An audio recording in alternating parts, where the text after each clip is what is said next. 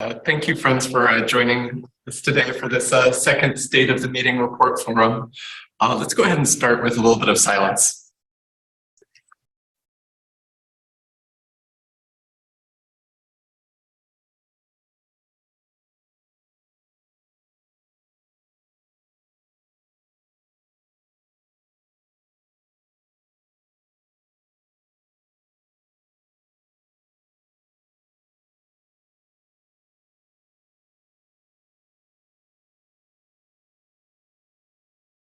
Hopefully we are in the middle somewhere.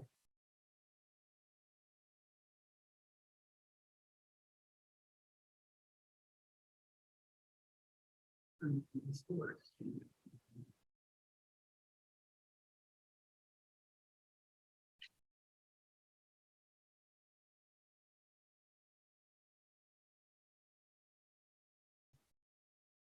you, friends. So this is, as I mentioned, the second of these forums in which we're composing or gathering thoughts for the State of the Meeting Report that will be submitted to South Central Yearly Meeting. At our first session, we looked at the first 5 queries. So today we'll be looking at queries number 6 through 9. Does anyone here, we're just posting online, need a copy of the queries? Yes, thank you. Here we go. Does anybody else need a copy? Need one here? And so, yes, we'll just go through in order. I guess my one proposal is maybe switching numbers 8 and 9, since number 8 is just, are there any queries that we haven't addressed so far? So that seems like a logical one to do at the very end. All right.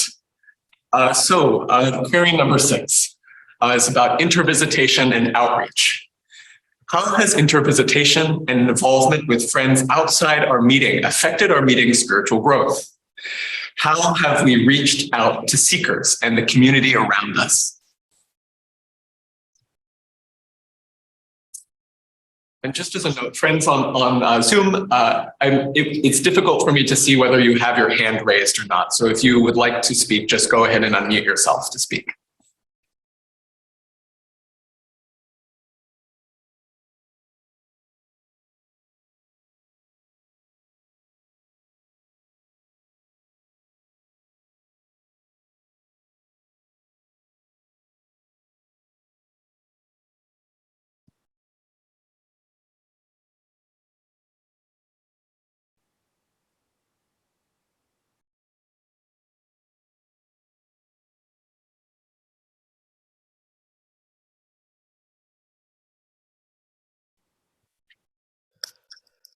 This is Jim. I'd like to suggest that involvement in committees that support the work of South Central Yearly Meeting is a very nice way of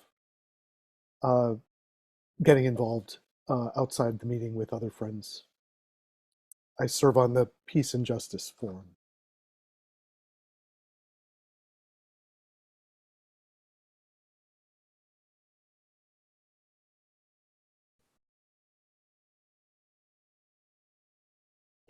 It seems to me that we actually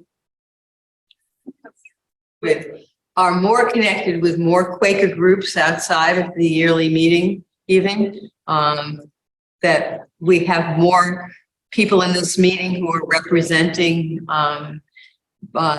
South Central Yearly Meeting or our meeting in other things.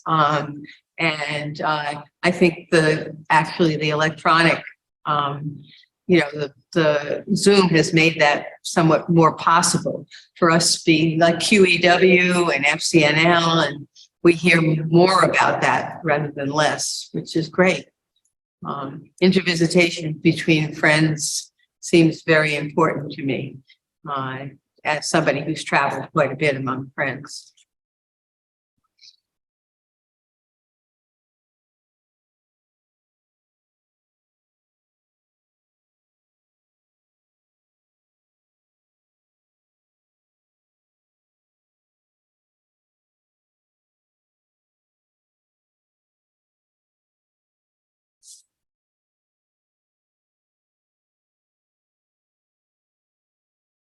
I cannot readily remember when we had a retreat with an outside friend helping us with it.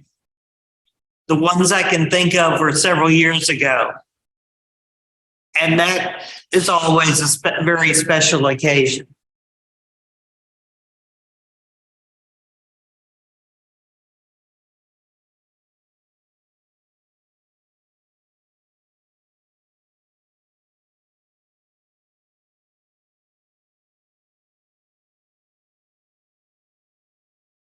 Reaching out to the broader community, we now have a designated representative to the East Austin Community Organization. That's Julian. And we also are now hosting them here in the meeting house for their monthly meeting. And the other thing, this is a little tongue in cheek, is refreshing our sign so that it's readable and legible. May have been part of why we have so many new visitors over the past couple of months. I can read it. Because other than that, that's about the only community outreach I'm aware of. Generation requires a sign. See the sign.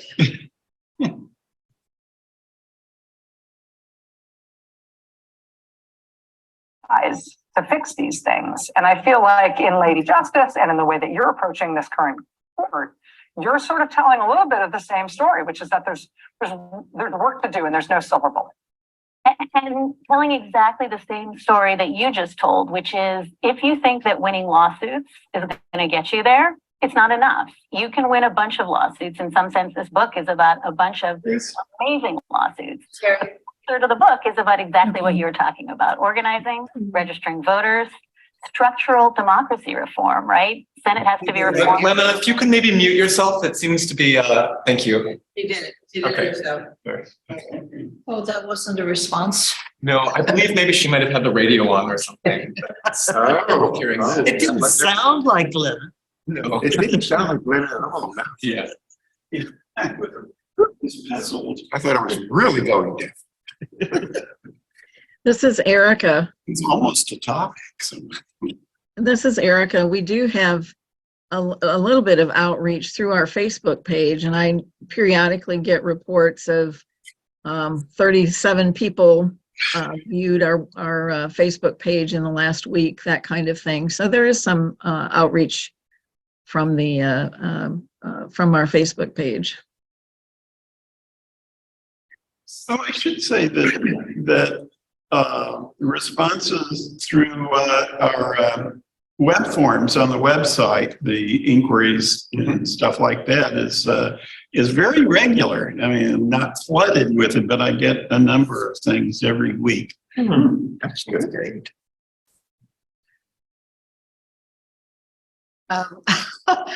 When I went on the MLK march, I didn't actually go very far. I only went from UT to the Capitol. And I was lying there resting with the Friends Meeting of Austin sign. And this person came up and asked me if I was okay. It turned out to be a Russian blogger who eventually asked me, what is this, Friends Meeting of Austin? And all I could come up with at that moment was, it's a religious organization and we believe in peace.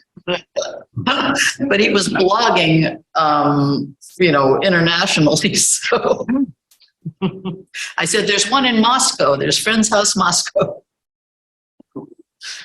His name? No. Sorry. No, it's okay. It just would have been fun to look up his blog.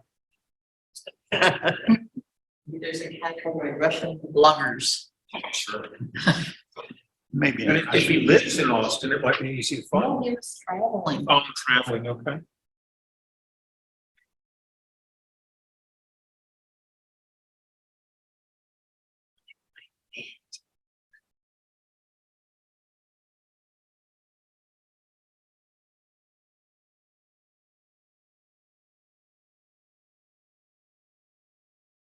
Does the COVID relief fund count as outreach?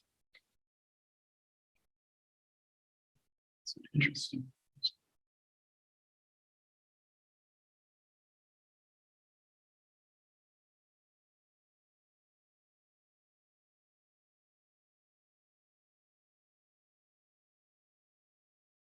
The school counts as outreach. We've had people come to visit because they had children in school here. It's true.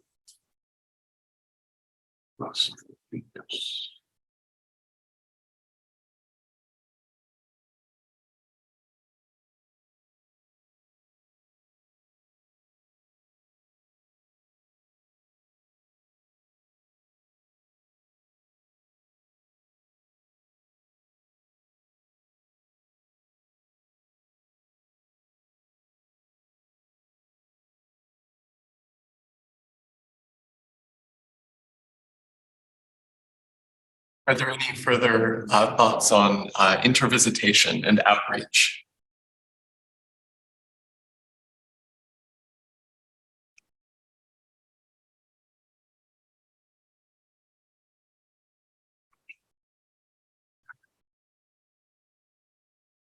Question 7, membership changes.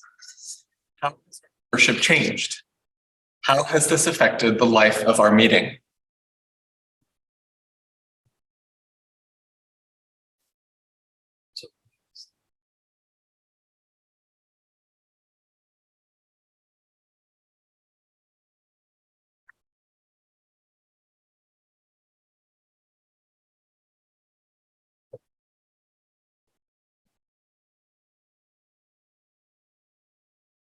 Just as a point of information on this question, I have not yet gone through all of the business meeting minutes for this last year. However, to my knowledge, we've had 2 people join the meeting via the sort of new member process of clearness. And we've also had 2 friends who have moved away and have not been involved in Friends Meeting of Austin for a while, lay down their membership.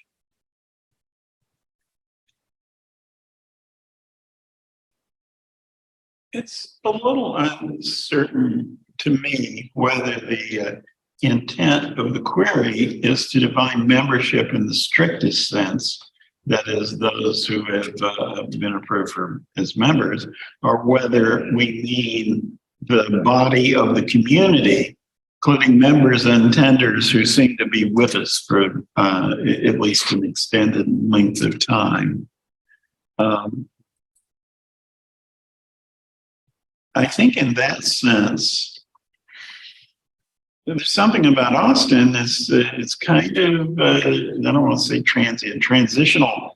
There are a lot of people in and out, and there are a lot of people in and out of the Friends meeting that we seem to have a core of regular member attendership, whatever it is. And we have, a body of people that are sojourning with us on a regular basis. And I think we're a little larger lately, but in general, I think our level of diversity, or lack of it, and our numbers have been fairly consistent over the years. I don't see much dramatic change other than the usual churn.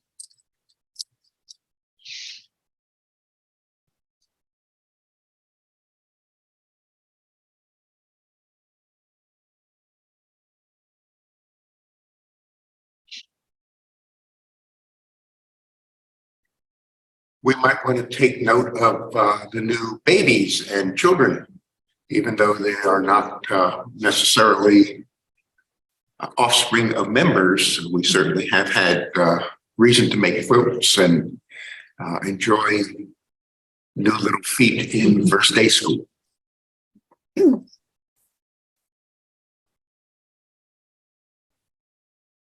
Can I interject? I think there's more intensity in the peace and social concerns area than, that's been building. I don't think it's just this year, but I think there's more activity there in the last question.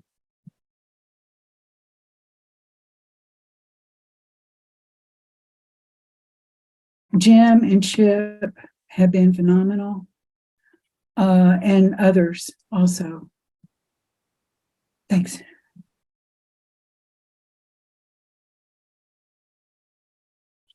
Question, Glenna, is that's related to new people participating in those conversations? I think of both of those people is fairly new. Of course, I've been here so long that but the some of our recent members have been really committed, and that's an encouragement for me.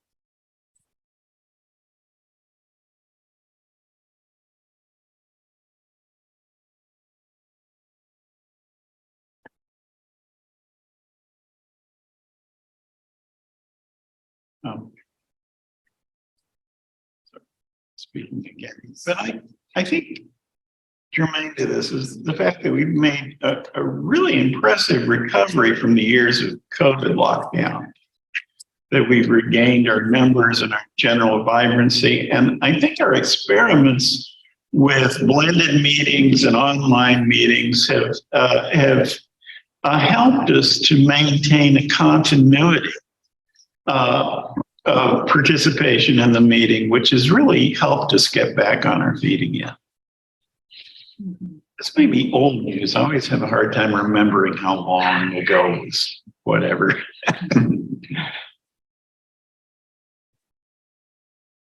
Those of you who are directly involved with it will know better than I, but it seems like we have a larger participation in first day school. You betcha.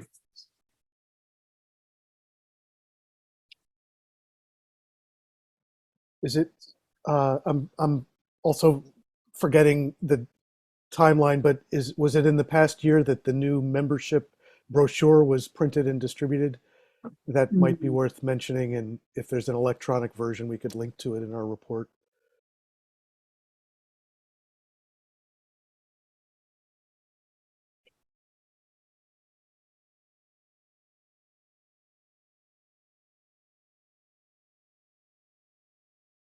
Because of difficulties in finding people to be on committees, there was some restructuring.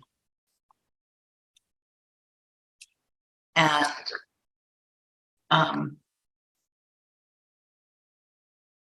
there's something else I wanted to say about that.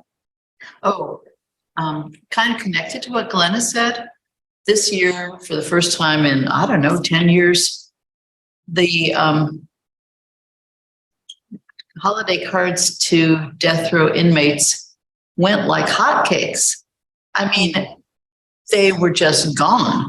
And to the point where one person was so dismayed that she didn't get any. So I think that's a first. Usually it takes weeks for them to be all spoken for, and somebody ends up doing a lot more than their share. And that was not the case this year.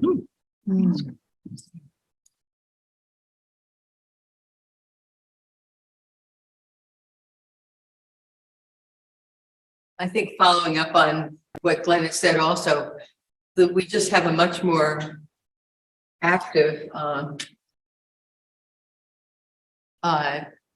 Peace and Social Concerns Committee that I think is doing the right thing in terms of not doing the work all themselves, but bringing the work to the meeting. And anytime we get people to participate in the meeting, that brings more our community more together, you know, it's much better than individuals out there doing their thing. So sort of seems to be working better.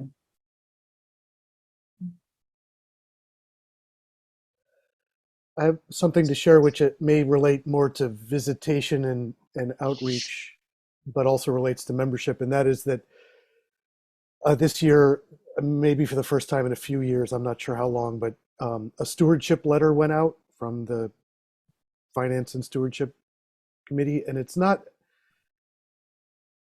clear that it resulted in any additional contributions, financial contributions. But one of the things that we discussed at the Finance and Stewardship meeting was that it is in fact a form of outreach and keeping in touch with members and attenders, even those that might be far away from us. And so we're thinking we want to work with worship and ministry, or and make the next letter, first of all, go out not in late December, and secondly, to be a news of ourselves kind of outreach as much as a request for donations.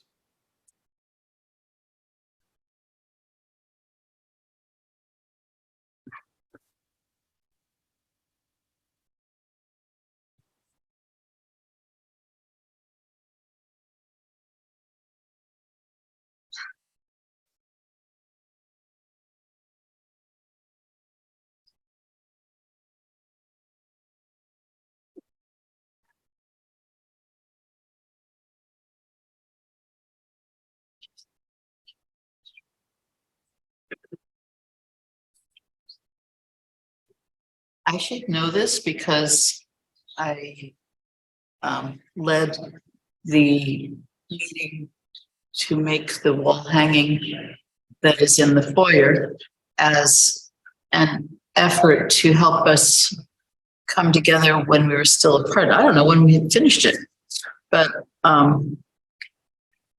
if it was within the last year, if it was last year, somebody could tell me. I did intentionally include Los Amiguitos and the Austin Tan Cerca people, so that all three groups that share the property would at least have the opportunity to see each other, get to know each other, work together.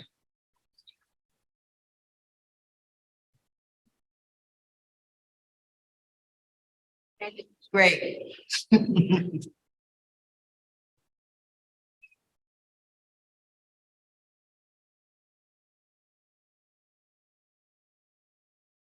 Was that just this year, Joanna? I don't know when we finished it, honestly. It's embarrassing.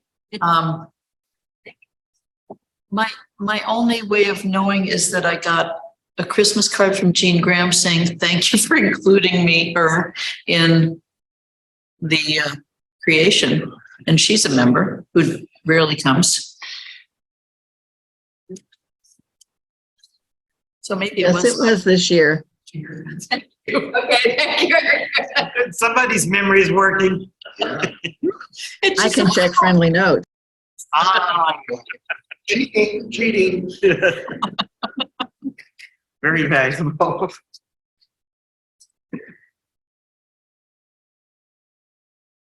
I would like to congratulate the health committee, ad hoc health committee, in helping us stay healthy by keeping tabs on the level of COVID in Austin and advising us when we need to be wearing masks.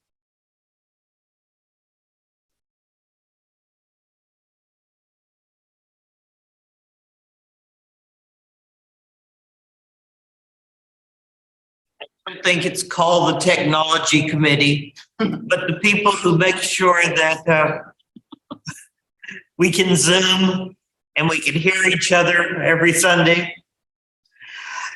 It's sort of like, is this a committee? Or it's certainly a function that needs to happen. And I'm very glad it is. Well, we have launched a discussion of that, whether it should be a committee or I should hope so. group or something. So, it's some of this has been out of the communications committee has been doing some of this work. Mostly it's random volunteers. It's a specific set of random volunteers who know what they're doing. That's what you think. The hearing For the of rest- this. Just so we know, On this Sunday. I've just moved on to the "Are there other concerns?" question, Oh, just thank since you. we seem to be sort of in a open discussion. Miscellaneous. If I actually could maybe request that we go back to just finish up one more quick query, and then we can do all other concerns that may be brought forward. So I guess the last sort of formal query before it sort of this line is about racism. How has our meeting discerned its role in racism on an institutional systemic level and a personal level? Are there people of color that participate in the life of the meeting? How responsive has your meeting been to issues that predominantly impact the people of color and or been raised by people of color in your meeting?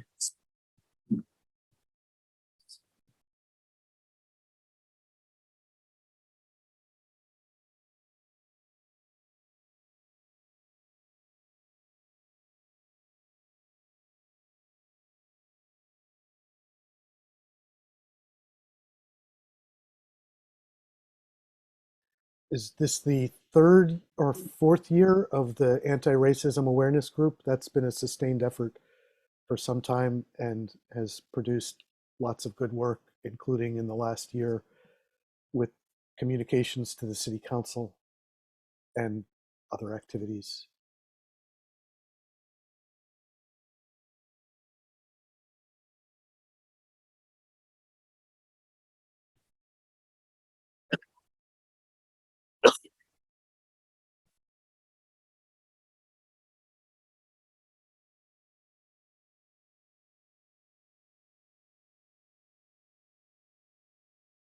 You know, we have neighbors, property adjoining our property who are themselves African heritage people.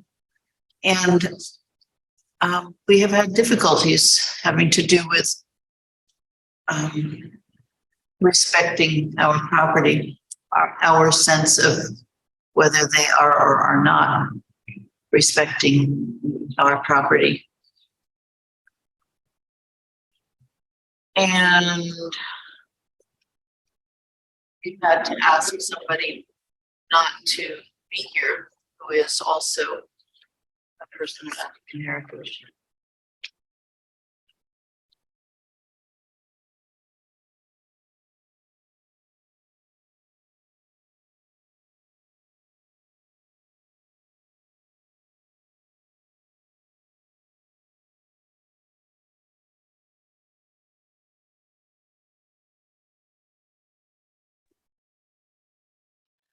Yeah, just on that topic, I think it's worth noting that I hope we've done a good job of emphasizing behaviors rather than individuals or identities as being the issues when we need to address concerns.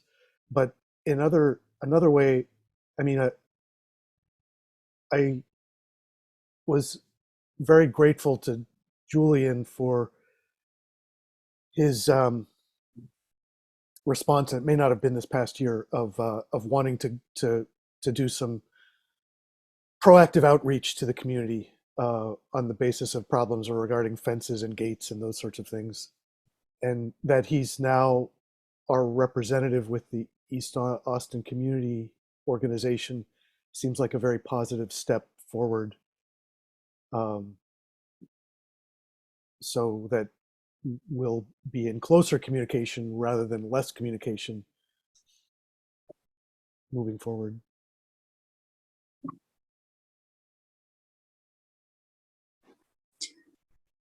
This is Sarah Swearer. I guess the obvious observation is there are just very few people of color in the meeting. It's been that way for a long time.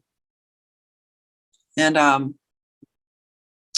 I assume that the anti-racism group has looked at that issue. I don't know if there's any representatives from that group that are present.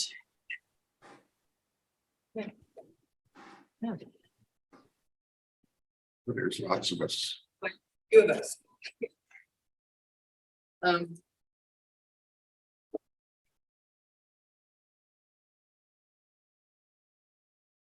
You say. I'm sorry. I think with the anti-racism group is approaching things by knowing that the only ones we can change are ourselves. And as we change ourselves, we will be more welcoming to a diversity of people. but that's only my perspective. It's not that we're so concentrated on ourselves, but, you know, that's the group that has brought the question to our business meeting, that we, you know, look at how we act, on the basis of our, how we're practicing anti-racism. So I don't think we directly address the question of recruiting people, but that's not the way it works. I think it works by being aware of what we might be doing that's not allowing people to be part of us. But I'd like other people in the group should talk about it.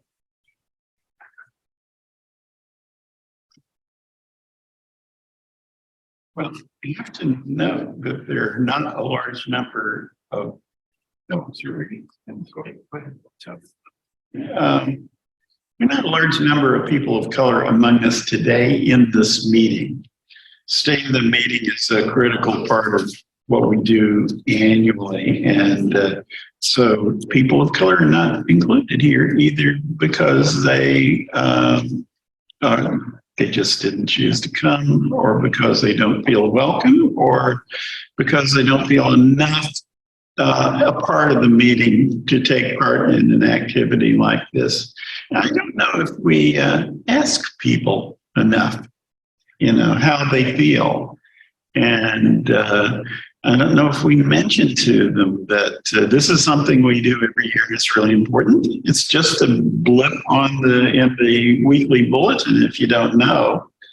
I mean, that may be one example of where we have a sort of a cultural mechanism going on that they're not a part of because they haven't really been, you know, made included. Not excluded, but do we make the effort to really include people in stuff like this?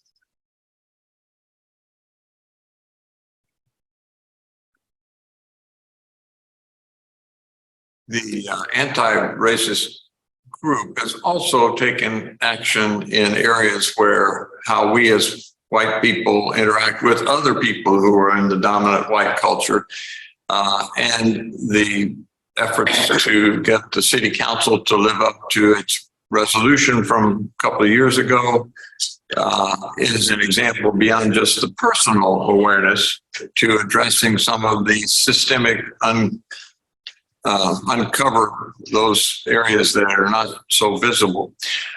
I think the anti-racist work needs to be focused on white people understanding and working with other white people, rather than just looking at whether or not we have as many folks of color in our meeting. We would hope that we could grow that, but I think the work needs to be with those of us who are in the dominant culture to expand our understanding and awareness of how that works.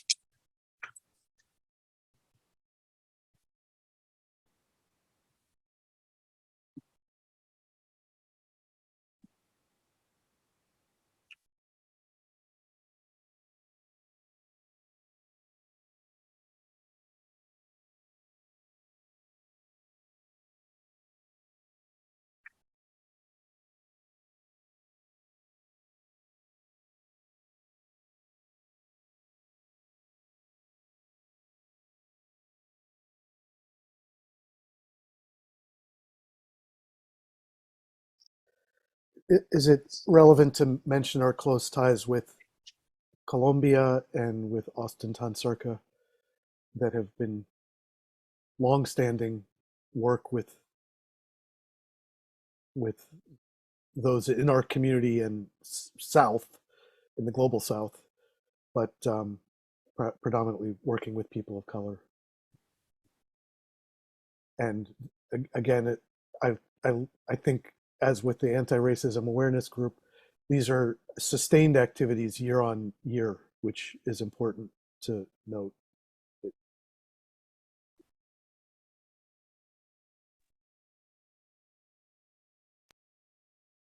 other idea might be just to go through the minutes, the business meeting minutes, and look at the responses at the end of each meeting, of each business meeting, about things that actions that we've taken that we feel represent that activity.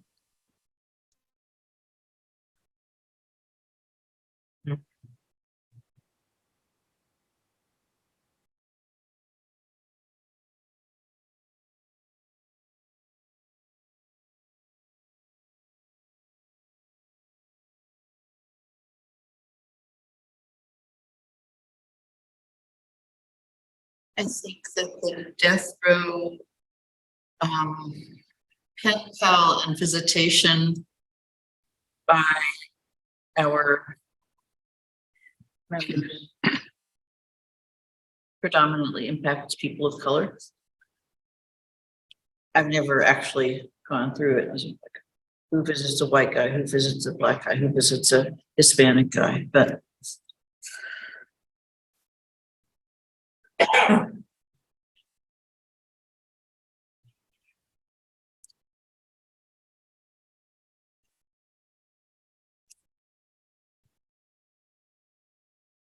There are further things that people would like to share on the topic of racism.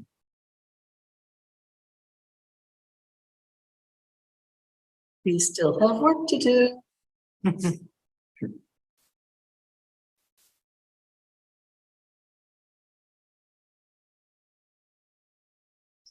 So I guess returning to where we sort of been going earlier, which is sort of other concerns. Does our meeting have concerns that have not been adequately explored in answering the queries above? How have these concerns affected our meeting's spiritual and community life? So this is question 8.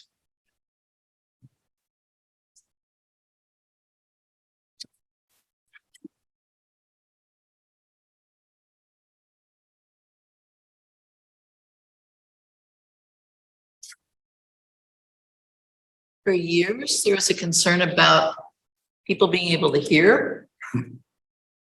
And as you can see, a lot of work has been done. Has the problem been solved, Mary? I would say in the back Uh-huh. to a large extent.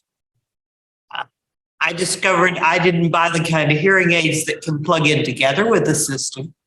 On the other hand, I could either take my hearing aids off and use the headset that's here, or sit where I know I can hear.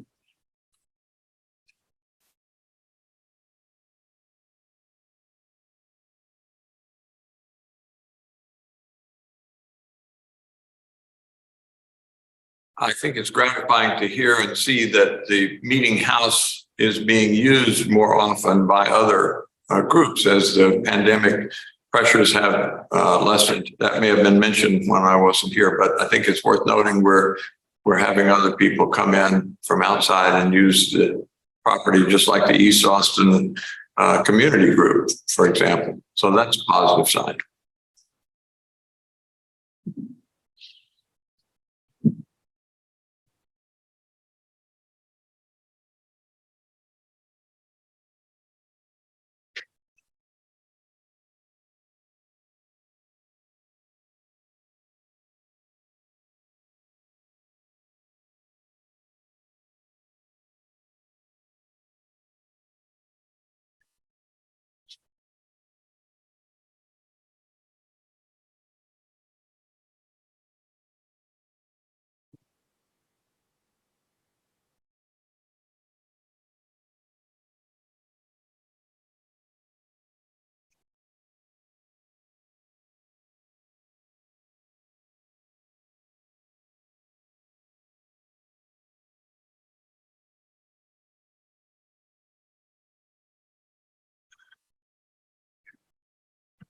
If there are no other concerns, it looks like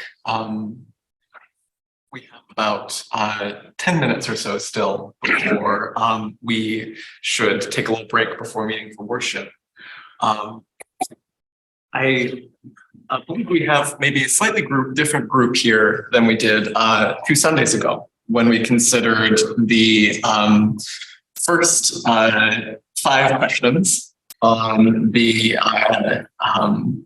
state of the meeting report queries. So I guess for the next 10 minutes, if people have other concerns that were not raised in these queries, or if people have further reflections or things that they'd like to add related to the first 5, any of these, just please let me know which one you're addressing so that I can jump to the right place on the document. But yeah, I guess does everyone have a copy of this so that they can see what these queries are? Or who would like one? Yes. Here we go.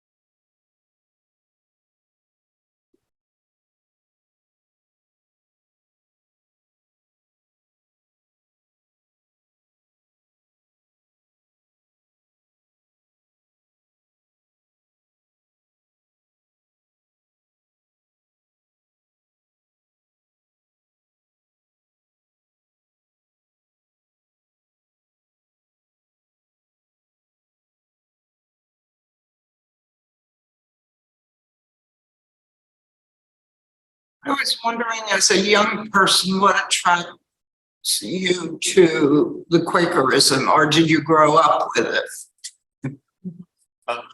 Thank you for that good question. I did not grow up with it. I was raised in a very, very secular household. I always had a fairly strong leading that there was something of meaning in the universe that we needed to be in relation to. And I actually found it just by reading a novel that described a Quaker meeting, and it sounded so meaningful and exactly right. That's what brought me. What I was wondering is the group here, mostly elderly, and how to welcome more younger. Oops, sorry.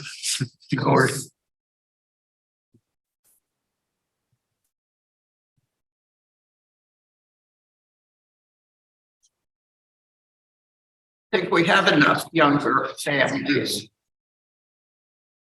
So elderly. I'm getting younger every day.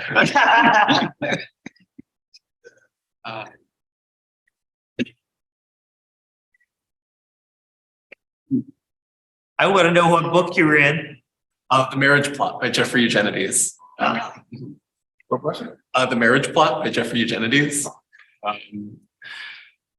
Yeah, that's a good concern. I just wrote down, concern about sort of the demographics and Actually, that's a question that's going to be explored on a yearly meeting level. Hopefully, it's interesting. The bi-quarterly folks plan the yearly meeting for 2024. We were part of planning the 2022 and 23. They're taking it over in 24. The adult program, and what they're looking on March 11th to actually get some young people on to find out what they need and what they want at yearly meeting to help them. What is it that they want from Quakerism, from the yearly meeting? I think it's interesting to think about that. I don't think that it really.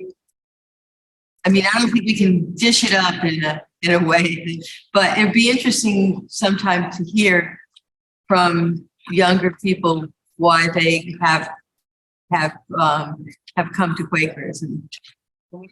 You in our meeting, which is unusual at this point. Most meetings don't have quite as many young adult friends as we do.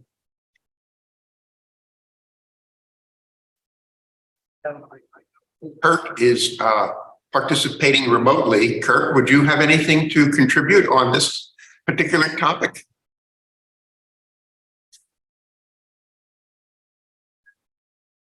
I guess not. They never know if you're napping.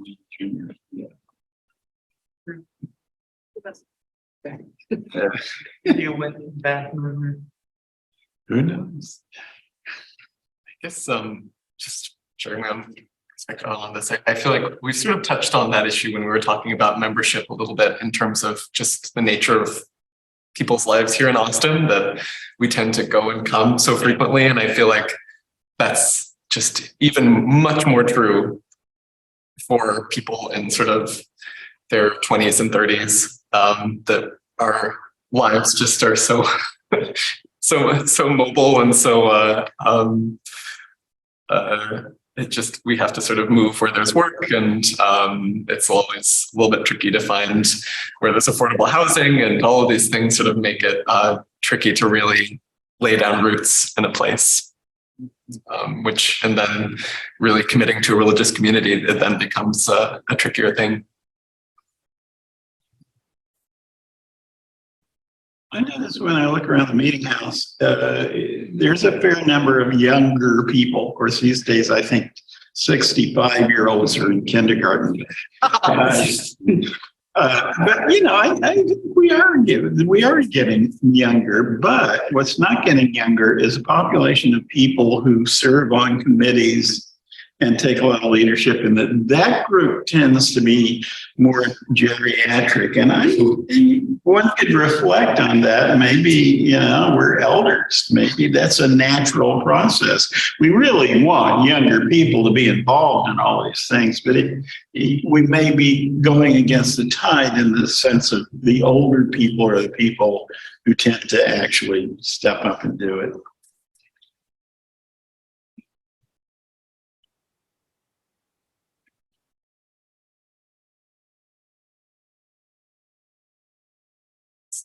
I thought about that a lot as well, in terms of the service on committees, and I'm kind of two minds. On the one hand, it's really important to have people who are in different generations participating in committees, in part just so we can learn what's happening in the committees, and that there's that transition of knowledge that happens.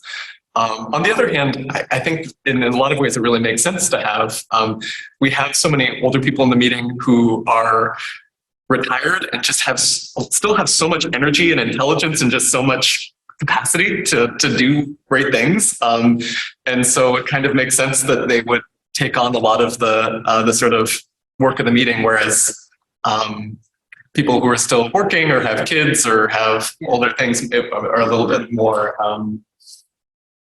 constrained. So the query for us older people is, how can we help younger people feel more empowered, encouraged, and how can we help? You know, we may have resources that they lack. They have children, young children, and we don't, you know. What can we do to make it more possible for them to be part of the life of the meeting?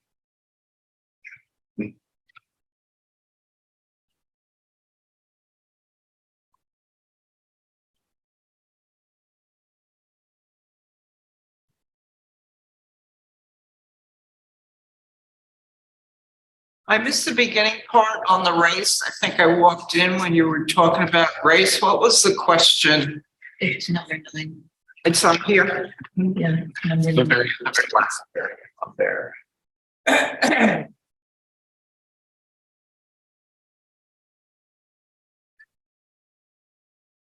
So it looks like it is about 10:50 now, so we probably should take a little break for meeting for worship. I just want to give one last, if anyone has any further thoughts to share now, you're welcome for the last minute, or if not, I'll be sort of combining this into a report to share at business meeting next week. So if you have further thoughts about these queries that you'd like to be included in the report, please do feel free to talk to me, to email me, jameisfuller231@gmail.com, or or just send it. Always a good choice is to send things to FMA at austinpictures.org. So now Terry will get it to the right place in the end. So that should be the go-to. Yeah. Anyway, thank you, friends, for participating Yeah, today in and this. remember, the recording will be available on the website.